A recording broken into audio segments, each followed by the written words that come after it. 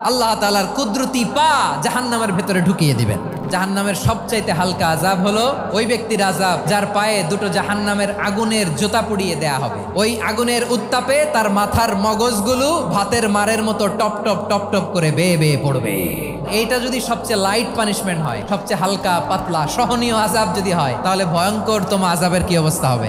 জাহান্নামের অবস্থা এত ভয়ঙ্কর হবে, জাহান্নামের ভেতরে লক্ষ লক্ষ কোটি কোটি কাফির মুশরিককে দেওয়ার পরেও জাহান্নাম বলবে হালমিম মাজিদ, আরো আছে নাকি, আরো দাও, আমার ক্ষুধা নিবারণ হয় নাই।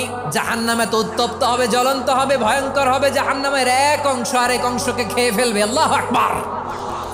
জাহান্নামের রক্ষী ফেরেশতারা কি করবে তারা নিজেরাও বুঝতে পারবে না। কোনো কিছুতেই যখন জাহান্নামকে শান্ত করা যায় না, আল্লাহ তাআলা তার কুদরতি পা জাহান্নামে ঢুকিয়ে দিবেন। দেওয়ার সাথে সাথে জাহান্নাম থেকে আওয়াজ আসবে, কাত বিইজ্জাতিকা ওয়া বিকারামিকা, আল্লাহ আপনার ইজ্জতের কসম, যথেষ্ট হয়েছে, আর লাগবে না। সুবহানাল্লাহ বলেন।